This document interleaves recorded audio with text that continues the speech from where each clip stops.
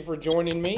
I am Meteorologist Hunter Ward, and I am your 2022 Western Regional Education Service Alliance STEM Conference keynote speaker. So, I'm going to be talking to you guys today a little bit about how to, educate your students about the weather, and not just your typical students, but also how to take those students that appear a little bit more interested in weather and kind of lay that groundwork, inspire them, put that spark in their mind, and just kind of progress that and kind of show them the pathways of reaching becoming a meteorologist or becoming a storm chaser, kind of whatever their objectives are, giving you the tools, the keys, and the pathway to kind of helping them open up the next moment and chapter in their lives. So we'll talk variously about different. I know that I'm speaking to K through 12 teachers here, so we'll show you ways to reach each different level and kind of move from there into what the most recent technologies are and what those kids should be focusing on moving into the next portion of their life, kind of career focusing and kind of the things that they should be doing, whether it's in middle school, early high school, or even looking at college, where they want to go to school at, and the pathways that take you there. So let's start. We're going to lay a little bit of groundwork here for the weather. So kind of picking everybody up to speed on how to forecast the weather. I'm going to show you guys several links, and I'll provide you a link chart as well so that you guys can pass these along to kids who ask to be able to see what goes on in the weather, how weather forecasting happens. These links will also help you during your daily teaching as you move forward and show kids on a daily basis kind of how the weather changes and how meteorologists use their tools to make it happen. So let's go ahead. We'll start. I've got 5 little presentations here that we're going to move through. A little bit about myself. I'm Hunter Ward, born and raised here in Asheville, North Carolina, the Candler area. Went to Inca High School. Graduated in 2007. I attended UNC Charlotte from 2007 to 2011. Got criminal justice degrees and sociology degrees. Really didn't want to get into the law enforcement per se. Thought at one point in time, as I was getting those degrees, that I might want to get into forensic science. And but as I progressed through the majors, decided pretty much at the end that wasn't so much my pathway, and came home, sold some carpet for a little bit of time, and then went back, got my broadcast meteorology certificate from Mississippi State. Started AshevilleWX, which many of you guys know me from. That's where I forecast my weather from, AshevilleWX.com, and then my social media channels as well. Those were all established around 2014. The website closer to 2017 to 18 was when the website really got going good, and when we installed those first live cameras. We got over 40,000 social media followers. We get around 1 million clicks per year on AshevilleWX.com. We've got 15 live HD webcams in the area, and 3,000 downloads of the AshevilleWX app. So a little bit of background about myself. That what I do in the daytime, I build homes for folks. I'm a home builder in the area, and then forecast the weather, do AshevilleWX kind of when I have a little bit of time. This is my office behind me where we run our construction business from, me and my father. And so, but I have a lot of passion for the weather, and you'll be able to identify that in your students when you see that spark, when you show some of these links and you see some kids' eyes light up. You're going to be able to identify those key students. Those are our future weather forecasters. Those are our future National Weather Service employees. These are our future folks that are going to work in the military and forecast for the Air Force. There's several different pathways, and we're going to talk about that here in the future.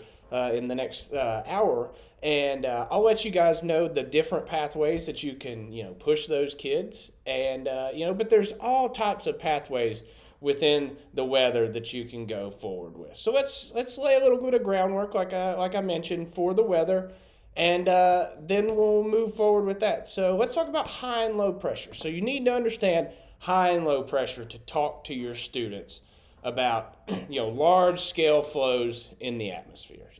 So high and low pressure, your high pressure, it's a large scale dominant clockwise flow in the atmosphere that produces subsidence in the atmosphere. So flowing all in the atmosphere, and it's just pushing things up. Doesn't allow, or pushing things down, sinking air. So that's just whisking out across the atmosphere, and there's no lift in the atmosphere, so we're just pushing everything out. Your low pressure is kind of one of those things that really is kind of determining the weather. Where those low pressures move, they're kind of a response in the atmosphere to heating. And so where that heat produces that low pressure, we get rising in the atmosphere. With that rising, we get moisture from the surface, rises up into the clouds, reaches a cold layer where it does, in most cases, go into snowfall and then come back down to the surface and melt. So those low pressures get that moisture up in the atmosphere to where it can fall back to the surface.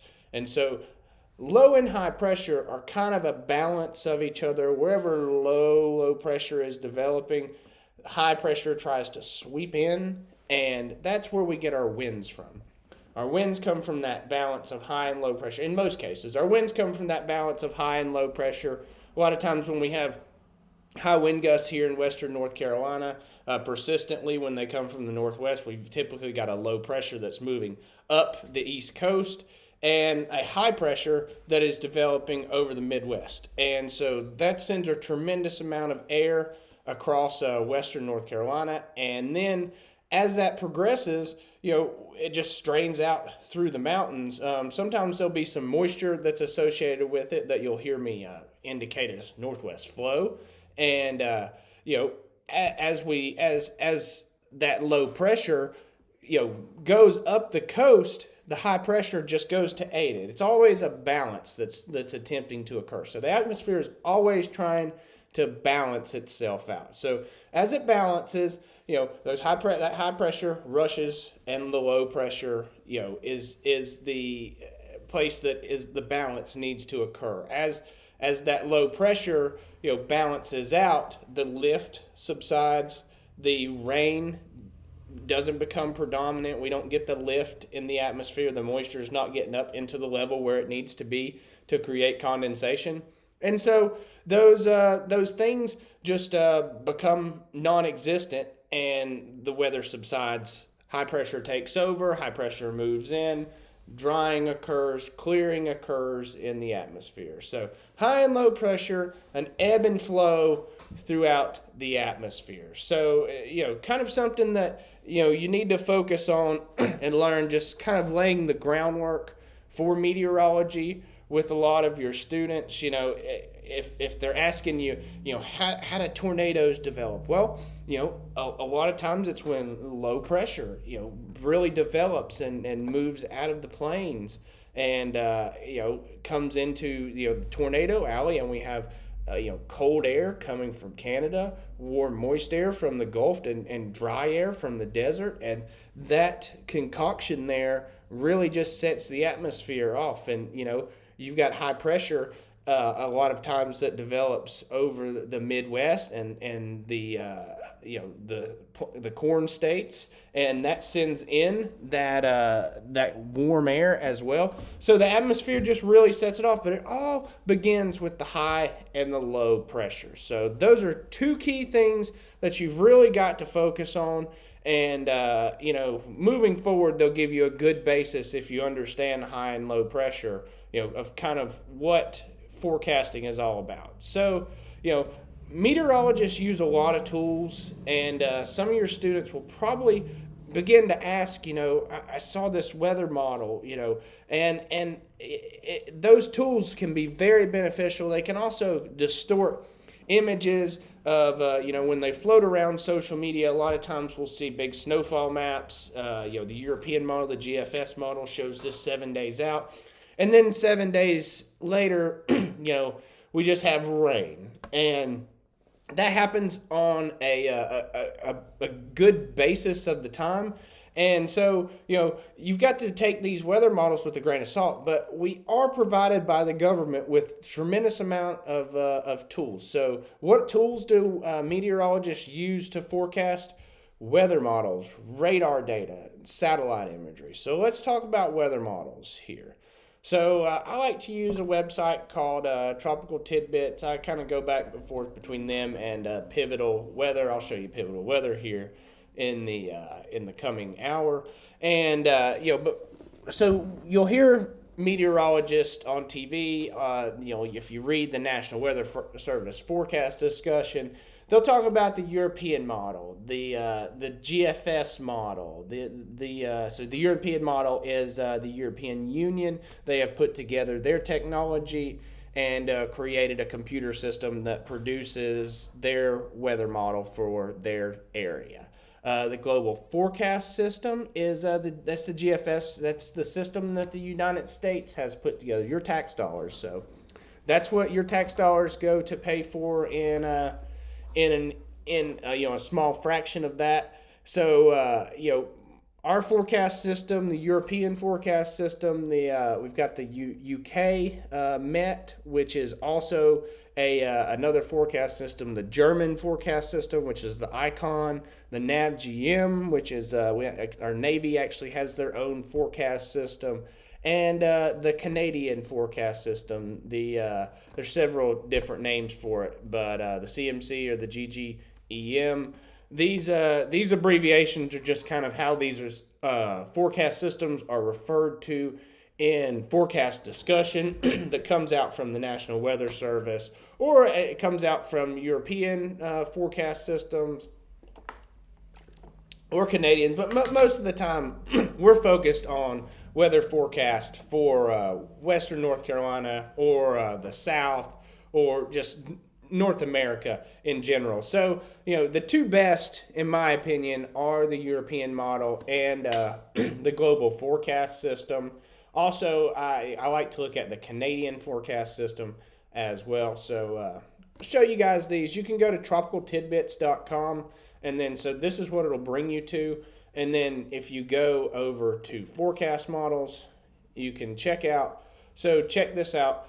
We've got the GFS model, right? So I'm recording this on February 27th. It's a dreary day, and the rain's about to move out, though. You can see on the GFS it's showing that that rain here. That's what you kind of look for on these forecast models. So, rain will show up as kind of the green blobs, snow, the blue blobs, and then these are your equal levels of temperature in the upper atmosphere. That's actually your 850 millibar thickness. And so you can see, or it's actually 100 to 500 millibar thickness. So you can kind of see your upper level lows in this as well. Nothing you really need to know as a teacher to kind of show the kids kind of what the models are showing. If there's a snowstorm coming, and you're wanting to harp on weather just a little bit, or even a hurricane,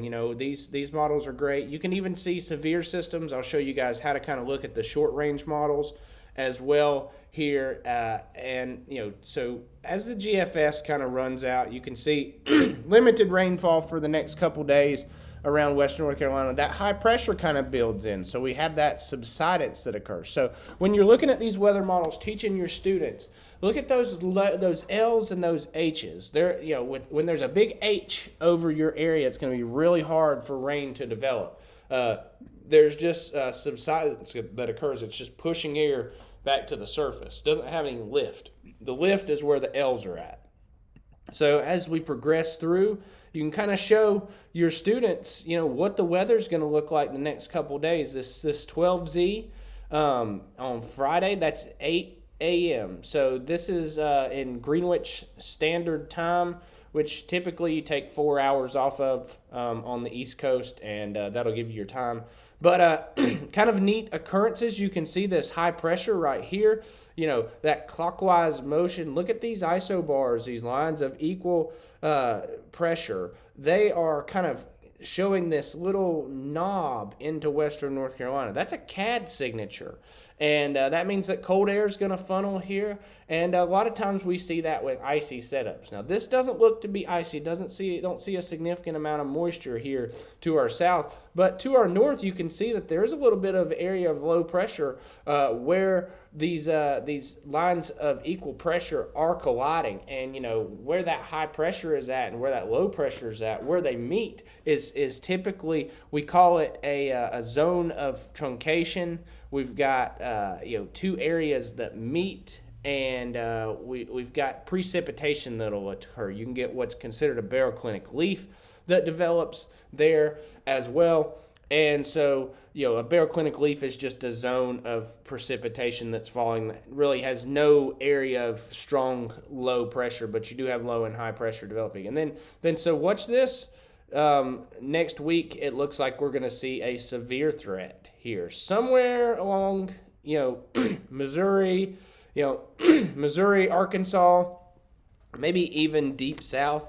But you can see that low pressure ejecting out of the the mountains of Colorado, out of the Rockies, and that's where a lot of our severe comes from. A lot of that moisture is going to be snow. We've still got real cold temperatures up in the Canadian area, so when you get those real strong low pressures that eject, we get snow all across the North American, the Canadian U.S. border there. So looking at these weather models, you can kind of give your students an idea of the weather that's coming. These are not to be taken, we like to look at several different ones, which you can go over to the global, you can pull up, the CMC, which is the Canadian model, and you can kind of see, it actually shows that same low pressure and the same kind of severe threat here. Well, you can refine that.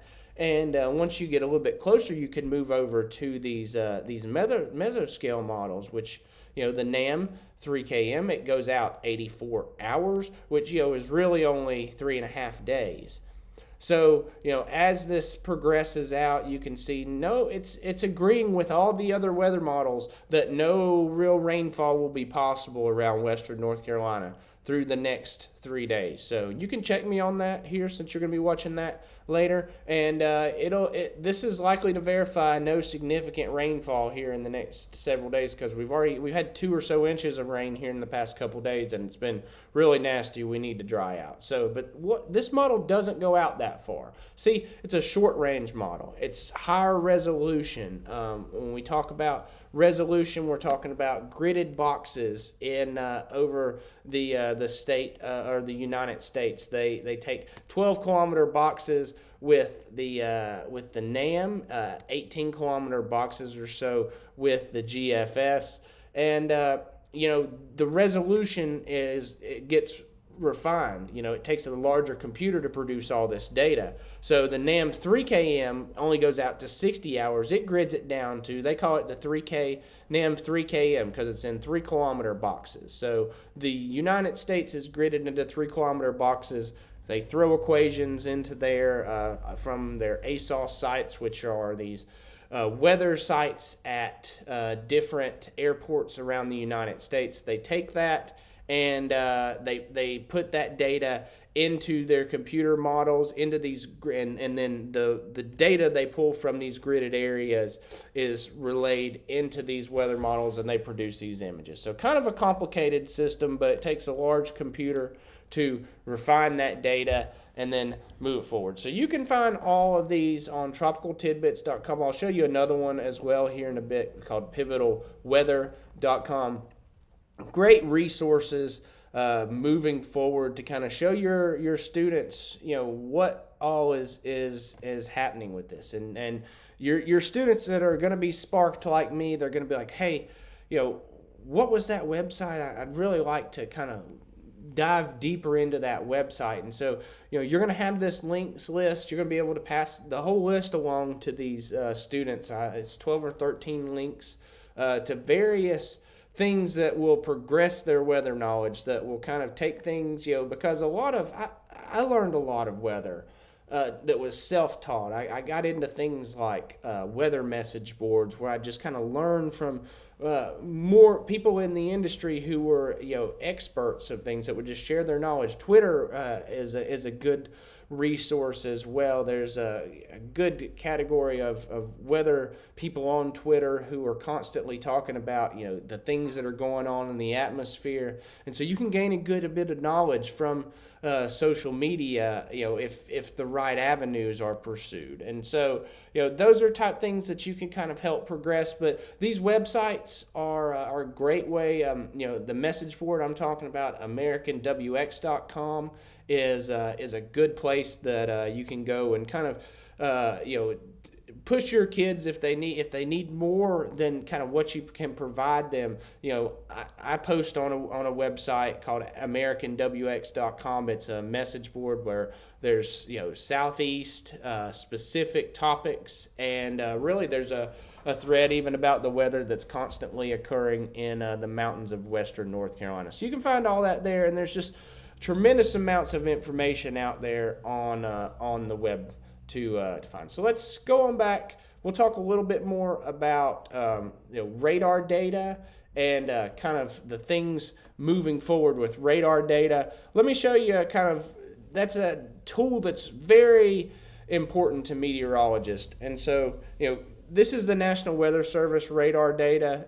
You can zoom in very easily on this, put it in motion, and show your kids kind of the weather that's happening. I like to use an app called RadarScope as well that you can use, but this is a free website that you have access to and that anyone has access to. We've got satellite imagery as well, another tool that meteorologists use. Here's a GOES 16 satellite, just absolutely incredible. This is a real-time satellite imagery all across the United States and really the whole world here on the Western Hemisphere here. And so you can see right now, I told you it was cloudy, nasty around, and this is struggling to load. Let's try to reload it here. Yeah, so here you can see I told you it was cloudy around Western North Carolina, rainfall. You can see that low pressure way down here in Texas. It's a little bit of overrunning precipitation that is occurring. Look at the clear skies across Texas, Colorado, Kansas, Oklahoma. A beautiful Sunday, but albeit cool there. And then, nice over Florida here. But you can zoom in significantly on the weather here in Western North Carolina. So you can get pretty in-depth with the detail here. And this is just an amazing resource to be able to kind of show your students what's going on here. It's a little bit finicky, though, with getting everything.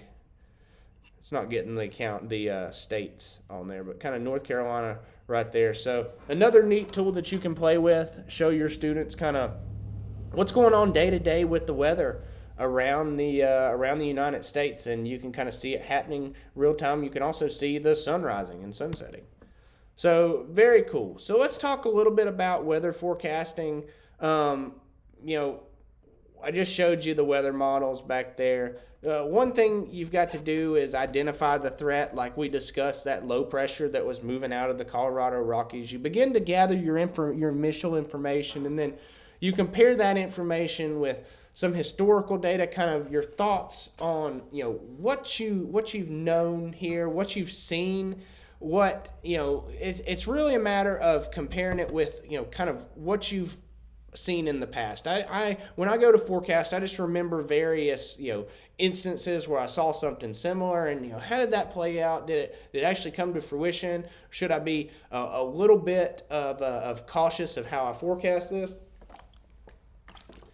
you gather your secondary information. You look at other weather models. You go to those, the icon, the German model. You can look at the nav GM if you'd like. Go to those secondary models and then begin to produce your forecast. Within 3 or 4 days is when you start to actually forecast. You can identify the threat 5 to 6 days out, and kind of give a general awareness of uncertainty but possibilities. And then kind of 3 to 4 days out is when I kind of like to progress my forecast. Say this is when we'll begin to talk a little bit about potential totals, what exactly the precip type is going to be.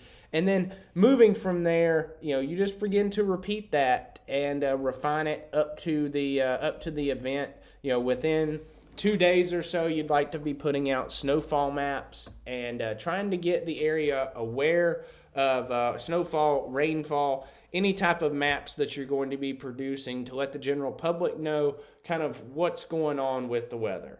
And then you just begin to do that, repeat it up until the event arrives. So it's pretty cut and dry with looking at weather models and weather forecasting, but you've got to understand that you can't take each model as set in stone data, that it's going to fluctuate and change, and you're looking for the consistency. You're looking for something, you're looking to remember last run, kind of what happened that last run, and you pull it up, you can look at it, look at the run before that, see, is this consistent? Is it all over the place? Does it really seem to be struggling with, how the storm system is going to progress, how this low pressure and how this high pressure are going to interact with each other, or does it really seem to have a handle and it's consistent? Those are the type things that you're really wanting to be looking at as you begin to forecast, and as you teach your students how to forecast and how to observe weather models. And so, moving forward though, we're going to continue to talk about the tools that meteorologists use kind of out in the field as well. There's some really neat tools. We're going to close this PowerPoint and we're going to start this next one. Weather tools and technology. So one neat thing that I actually have is a handheld anemometer. Wonderful. I actually have this exact one. You can hold this up in the wind and it'll tell you, pretty much anything you want to know about the weather. There's an app that, so if you have a parent or something that comes to you, got a student that's, really interested in the weather but not sure what to get them, handheld anemometer is an awesome thing. They can stand out in the wind anytime, tell the temperature, tell the humidity, tell the wind speeds, tell the wind direction. These things are pretty neat, pretty high-tech pieces of equipment, and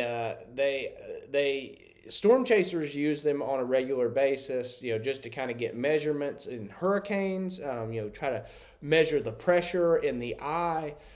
So if you have a student who's got the weather bug, I say, and is really wanting to progress their knowledge in weather, then a handheld anemometer, the Kestrel is a great brand that they can get, and this is one of the more expensive ones, but they have several that are lower ends, around $100 or so. Home weather stations are also very neat. This is a Davis weather station. I actually have an AccuRite one that works just fine, but one that shows the historical data that will really keep track of everything. This one is will actually upload online where you can broadcast it to anyone out there. So home weather station is a really neat. Sometimes these are a little bit more expensive. You can get the Weather Flow, I think, is a little bit less expensive, that uses subsonic technology. So there's several different avenues for kids who love the weather. That's what you're going to be trying to inspire, and these are innovative products that are moving the industry forward and helping people just understand the weather, watch the weather at their house, be able to provide data to the National Weather Service, and be able to accurately observe the weather as it happens. So let's talk about some other we'll talk a little bit more about weather models as well. I know I just covered that, but I kind of wanted to tell you guys a few more spots where we talked about tropical tidbits, but pivotal weather. If you watch my weather forecast on YouTube, that's the site that I use on a regular basis. There, I actually have a commercial subscription that allows me to broadcast it on YouTube. And so, but anyone can use pivotal weather. It is free, just if you're broadcasting it with the purpose of, advertisement in and around or in the background, then you have to have that commercial license. So I use Pivotal. It's a great source for weather. Let's go ahead and just type it in. The best feature about it is it's got the free European model. I'll show you that. The tropical tidbits that I showed you, they have a few European models, but not really any preset or snowfall maps, which are a lot of what you see floating around on the social media as snowstorms, rainstorms approach, or hurricanes approach. These are kind of the things that you'll see moving around. The worst feature, I think, is the model accessibility. I'll show you that here in just a minute. You can kind of check out. So go to models. So when you come up to pivotalweather.com, go up to models here, and that'll bring you to the models page. And you can see you'll have advertisements and everything because of you don't pay for a subscription. But what's neat is that it has the GFS like we showed on just in a little different format, but they're still showing the exact same data. And then you can go here and check out the European model, the high res, free European model here. European model they have some weird rules where, they don't like to allow their stuff, let out for, free content. It's just a little bit odd that their stuff is not readily available. But Pivotal Weather has the free European model, and you can see it progresses, similar to what we saw on. But this model accessibility that I'm talking about, the ads popping up, and then when you do kind of get to a forecast loop similar to what we saw on Tropical Tidbits, it's just a little wonky, and when you move off of there, when I'm trying to scroll down, it just kind of I have to click off the screen, and it's just a little bit odd. It's a little bit less user friendly, but there's a lot more data here as far as you can see how much rainfall is happening, so all that. So Pivotal Weather is, in my opinion, the best source of data as far as free weather. But Tropical Tidbits is the easiest, user-friendly. It's probably the best spot to start somebody off at and say, here's weather models. Here's how you can kind of see what's going on throughout the day. And, I'm not going to take you guys to Tropical Tidbits, but, best feature is model accessibility and being able to easily run each model run with a slider feature. The worst feature, which, you'll find, is that there's no local zoom, and there's like I said, the lack of European model data. There is a little bit, but it's just your 500 millibar charts, and you won't really be able to tell much from that until really you get into meteorology school. And a lot of these kids are really just trying to decide if they're interested in it or not, and how far they want to pursue that. So I think that introducing them to the GFS model on Tropical Tidbits, and then saying, hey, there's a little bit more detail here on Pivotal Weather, you can kind of progress, and you can see these kids are going to ask you questions, and you can kind of refer back and to this video, and you can become an expert on these. And so let's talk about weather.us as well. Low definition graphics, but they do have the European model and a vast variety of weather models. Let's show you weather.us as well. So what you're going to do here is let's come in and go to forecast. Go to forecast, and then you've got all the models here that you can see. You've got the European model here, and then it's a little bit confusing. It's not as user friendly, and as you can really move your map right here, and then you've got different accumulated total precipitation. You can see base reflectivity, which is kind of showing, that's behind a paywall.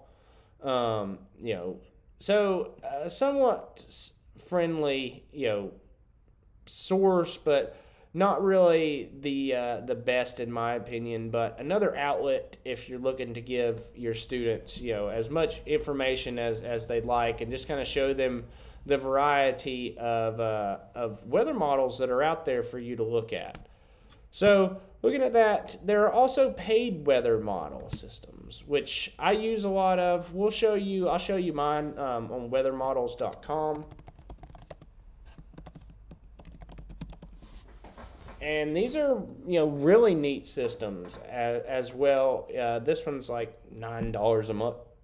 No, I actually pay $20 a month so that it can be broadcast on YouTube. So one of my favorite things here is to pull up like these city charts.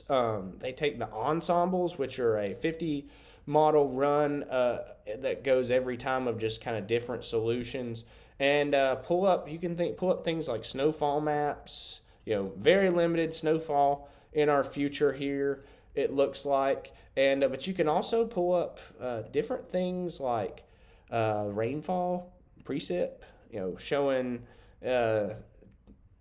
just under an inch today, showing another rainfall event predominantly next weekend, it looks like, or into next week. This goes out 15 days, but you can see right here, looking really dry. All this precipitation happens here today on the 27th, and then nothing really throughout the whole week. So it does look like we're going to dry out. So this is a great way. These type things won't be available without being behind a paywall. And so, but these are the type things that you can get that, these are what meteorologists, National Weather Service meteorologists use. We're constantly in these, because I can look at the European model here. Check this out. I'll go to the GFS here. And I can just look at a lot of data, a lot of information at one time very quickly. And so check this out. Let's look at the temperature over the next 16 days. So look at this. You can see, looks like we're going to get really warm here, and somewhat of spring looks to be, we're trouncing into spring. Look at this. This is not even showing below freezing here for the next 16 days. Now, does that actually come to fruition? I don't know. This changes on a regular basis, but you can really look for this about 7 to 10 days out. Decently accurate, probably more accurate than the general GFS model. This ensemble is a run of 20 different instances, and so 30 different instances, and so you can use that to refine your forecast. That's what meteorologists do, So pushing forward, that kid that's really looking to go to the next level, a place like weathermodels.com would be great to kind of further their interest and move that forward. This is an innovative system that these models just continue to get better. The data continues to get better, and these people that start these websites are just coding like crazy and getting the system to produce us better and better information. So it's really amazing how far weather technology has came really in the past, 30 to 40 years. We've went from hardly any weather models to, a tremendous amount of data where we can see refined information right around mountains. And there's some neat things that are coming up as well. So let's move on to, we'll talk about careers in meteorology here. And, this is one of those things, careers are an interesting topic, and we'll actually have to refresh this.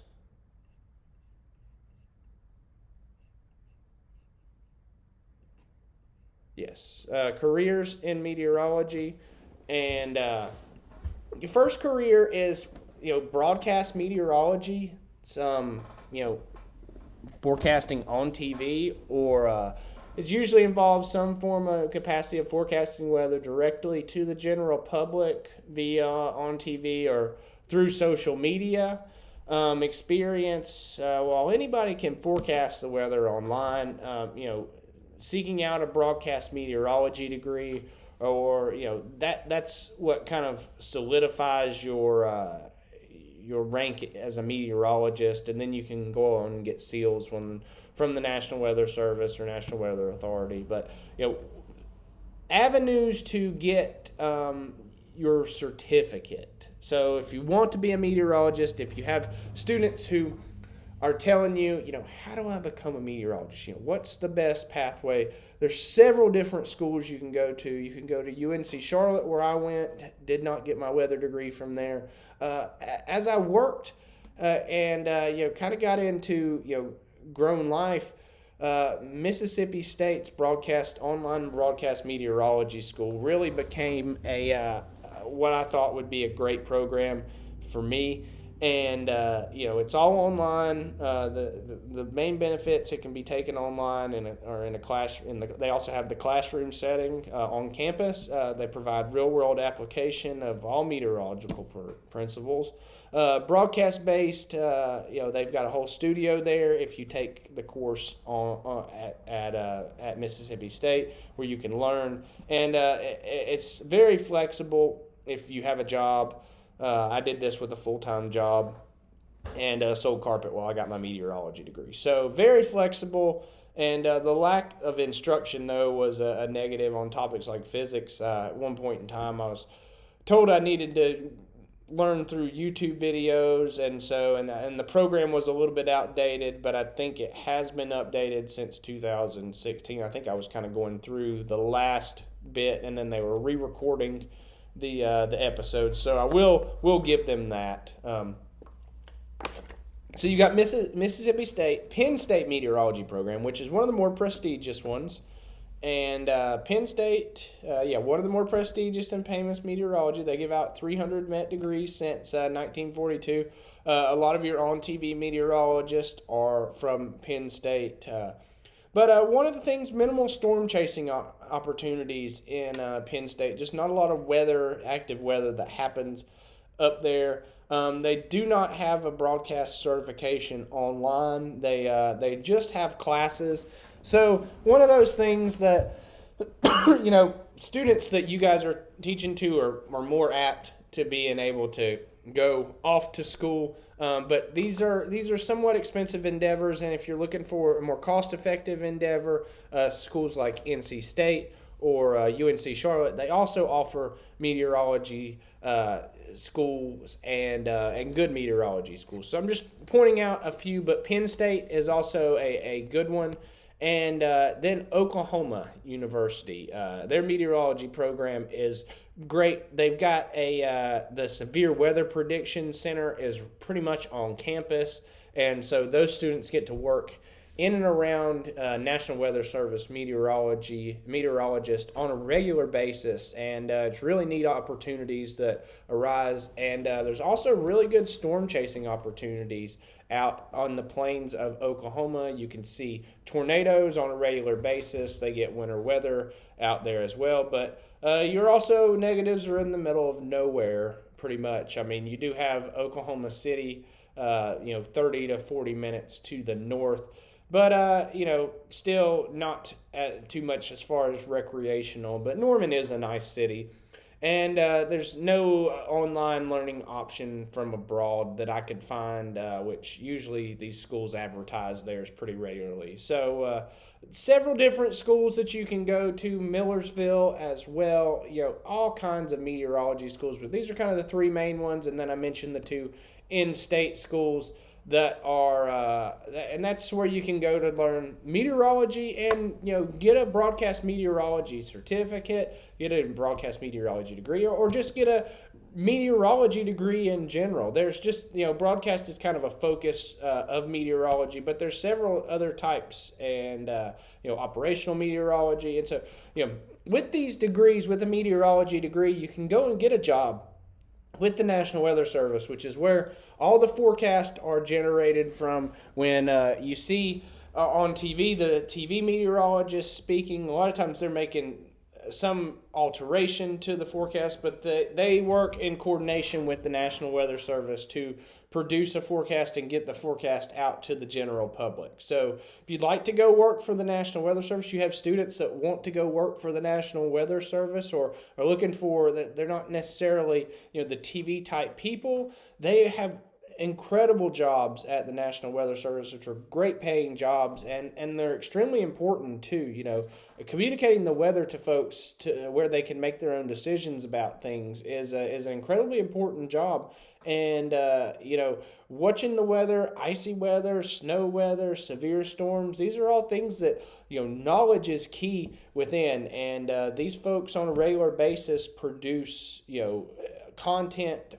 And look at weather models, look at those satellite images, pretty much everything that I indicated, and these folks use. So you could be a warnings coordinator, you can be a severe weather specialist, a senior hurricane specialist, you can be an incident meteorologist. So all these jobs are within the National Weather Service and are easily attainable with a meteorology degree and experience, or even a master's in meteorology is will make you more apt to become a senior hurricane specialist. But all these jobs are attainable with a meteorology degree or a broadcast meteorology certificate. So probably they would want you to have more experience with a broadcast meteorology certificate. But all of these jobs are attainable, and their job is to communicate weather threats to our sectors of government and the general public.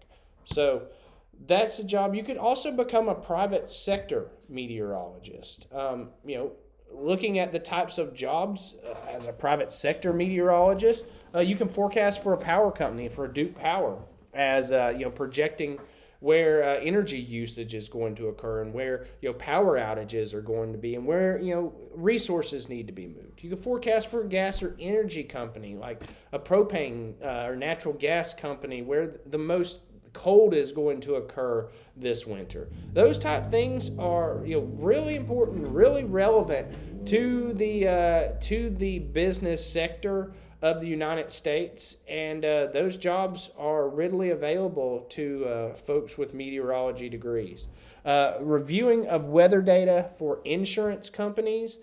You can also do risk management. There's several jobs in my research that you could basically have a meteorology degree, go in and be part of an analytical team that goes in and does risk assessment for companies like Liberty Mutual, and provide packets of information to the rest of the company advising where things should be, where the best coverage, where we should be covering and where we may not want to cover as much, where there's too much risk. And so there's a variety of jobs that can be done, with meteorologists, and you can also become a military meteorologist in the Air Force, in the Navy. These folks that do this is while a pathway in meteorology requires a 4-year degree, the military will teach you what you need to know to be a military forecaster. Even if you have never been to meteorology school, meteorologists are vital to the Air Force, making flight plans each day for various missions. An extremely important career. Military meteorologists are vital to our security as a nation. When we make big flights, when things occur in and around the United States, when we have threats, we've got to have flight plans in place. And those flight plans, those winds in the higher atmosphere, so they need to be studied. You've got to have people in place who understand what that does to planes. And military meteorologists are very important. So you have a student who is wanting to, maybe go a different pathway than, traditionally.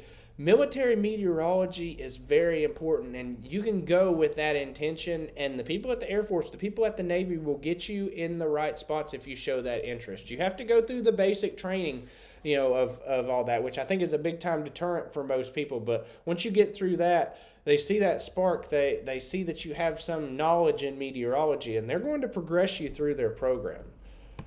Last is social meteorologists, people like me. People like Reed Timmer. I make money through videos on YouTube, through sponsorships, through my website, AshevilleWX. People like Reed Timmer who do storm chasing. They have tornadovideos.net. They sell their videos to TV producers, and they sell their live streams to the network news. People like Ryan Hall, who have large YouTube followings. There is an avenue to make somewhat of a living through social and being a social meteorologist, but it's very difficult. It takes a lot of persistence, and it takes some uniqueness as well. You've got to provide a spark to people and kind of, show them why you're different. And so with that in mind, I want to show you guys a little bit of why I am different, and kind of what makes me unique, and kind of what I do to get kids interested in the weather. So get these videos to work. I'll post the link for the video as well. But so I like to make a cloud in the bottle. We talked about high and low pressure. I've got some videos that I'll show you guys of.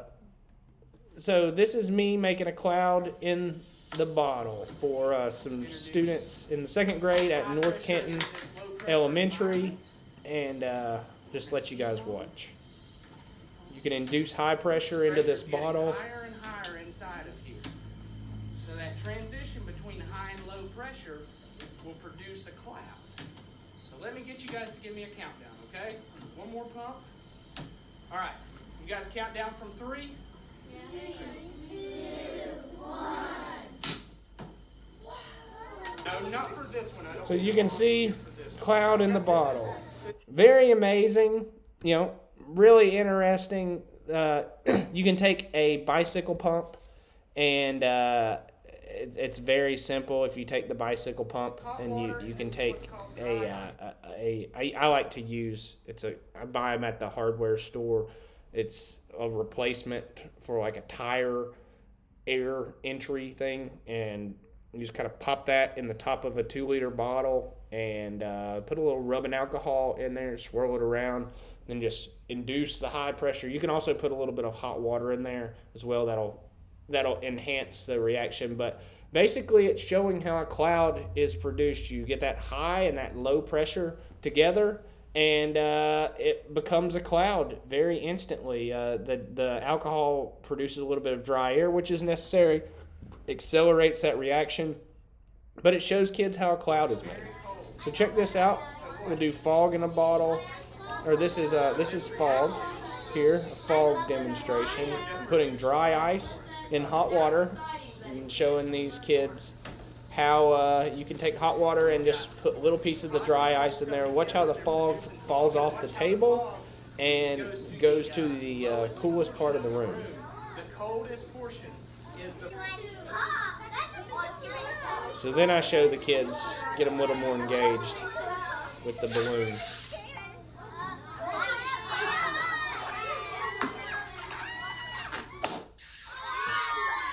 You can see I had to hit it with my hand. I couldn't get it to pop. And then we make bubbles with the fog. This is all to show the kids how fog settles into the valleys, how a lot of times, if you live in the mountains, we've got different types of fog that happen. We've got river fog, but they all settle to the valleys. And a lot of times if you're in the mountains, you don't see the fog, but the valley is very fogged over. So a neat demonstration. This is kind of where you can see those sparks and those seeds developing in these kids. They really enjoy these experiments. So one last one that we'll do, and I'll show you is we'll take super cool water, and I kind of talk about making this as snow. Kind of explains how in the upper atmosphere, when that lift occurs and that water vapor gets high up in the atmosphere, once it gets to a certain temperature, it instantly becomes a snowflake. There's a piece of dust that the water sticks to like a magnet, and then it instantly just crystallizes and becomes a very unique snowflake. And so, let's see. It didn't work as well here, but you just slam this on the table and you can see all the water freezes instantly across there. So sometimes the thing will freeze and it'll just like go down very quickly. and it's very unique. You can see how it's frozen inside. It's really how a snowflake is made. So all those things are very unique. Those are all experiments that you can use to kind of identify which one of your students, where's those sparks at, and then moving forward, what do you need to introduce them to? What are the terms that you need to start talking to, mention to their parents? And, where is weather going in the future? And so that's what my last section is about, weather and progressing technology. We're talking about the world of Python and GIS. This is newer things that are being taught to students around the country, and it's offered in a lot of college courses. GIS is very interesting. So I'll pull this proof up here in a minute and show you a little bit better. But my buddy Evan Fisher produced this and is very proficient at GIS. I'm not as good at it. But it's a computer analyst program that takes data and shows its spatial relationship with a map. And so we take census data, we can take elevation data, we can take just vast varieties of data that are put in spreadsheets and take that, give it points, say it's in this county, say it's here, say this is where the elevation is at, and then we can apply it to a map, which is very neat. This program has effectively made visualization of data from a variety of industry sectors as easy as a few clicks of the mouse. This program is one of the more and more meteorologists are being asked to get training in. In fact, GIS is making a push in several industries, and those who can function the programs will increase their value tremendously overall. And so let's I'll pull this up as I want to show you guys.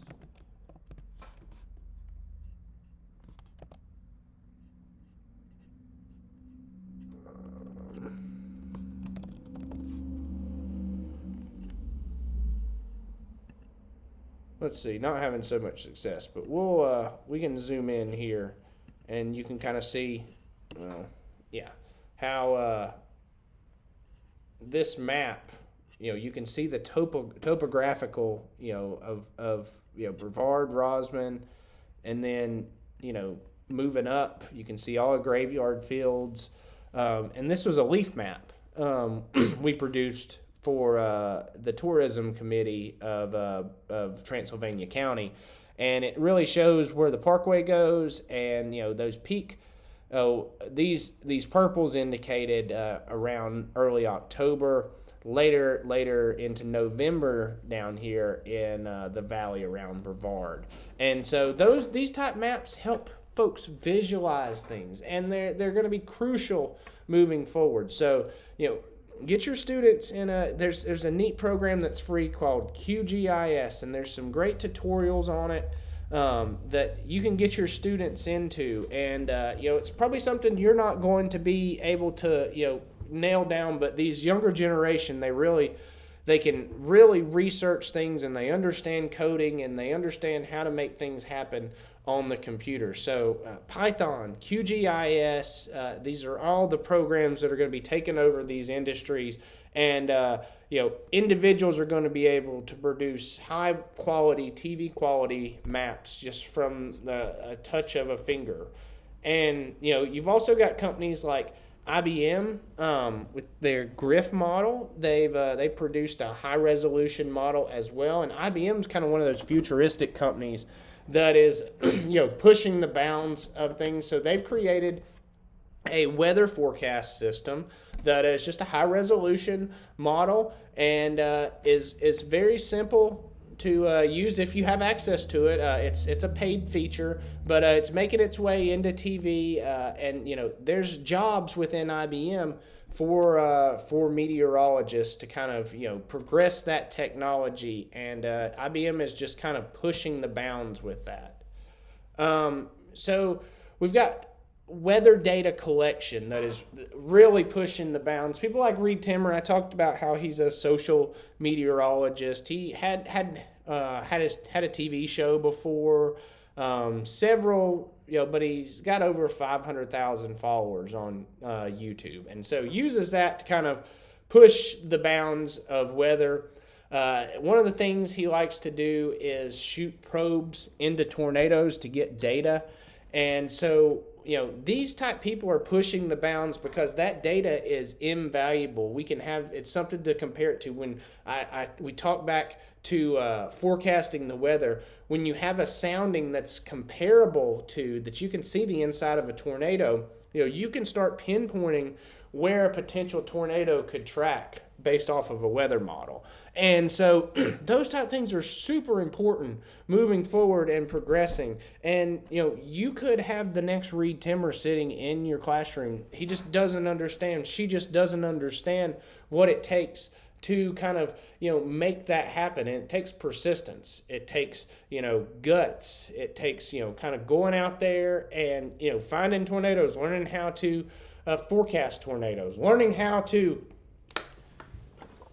chase the storms. There's a whole technique to that, and I've done some storm chasing myself. I've actually recorded 3 tornadoes myself, and it's very difficult to get yourself in the right position, to get away from the rain, and to move, get your video going, and just observe the storm. So these type guys are getting weather data left and right that are getting fed into future weather models that are allowing us to nail down forecasts better, which are very important. And then, where weather is progressing is live streaming and live streaming of weather. Many weather enthusiasts and meteorologists, they live stream their thoughts and even storm chasers through the internet. A few of these individuals have ended up being picked up by major TV networks and broadcast to the general public. Countless more can be found on YouTube, where they're making money for ad revenue. I make money on YouTube through ad revenue. I also have AshevilleWX.com. We're going to end this by showing you my website, my sponsors. I've got Red Wolf Contracting Services, CP Cruising Company, and Time to Travel. They all sponsor my website. And then we have several live cameras around the area that are sponsored as well. Downtown Asheville Camera, sponsored by Grimes Tice Anderson. We've got a BannerElk.com live camera looking at Banner Elk. And I actually have 15 of these. And, they are finicky sometimes. Sometimes they go in and out. But we've got our Henco Repro Graphics Candler camera. Our downtown Hendersonville camera that will need to get fixed. And also our Bryson City camera. Got a little bit of trouble going on there. Some of these, there's just an ebb and flow of getting them fixed, but this is how I generate revenue for my website and kind of how I progressed as a social meteorologist, providing information on Facebook, providing information throughout various social media channels. And that's why there's an avenue for everyone in weather who's interested. Now, whether you use it as a full-time career or what, it's kind of one of those things that you should decide before you get too deep into debt with going into meteorology school, because there's a good bit of information that can be learned from places like American WX. You can go here. I learned a tremendous amount of information. Looking here, you can go down to the southeast states. And here's a whole thread that's dedicated to the weather that's happening in the mountains of western North Carolina. You can get tremendous amounts of information here. We just talk about the weather.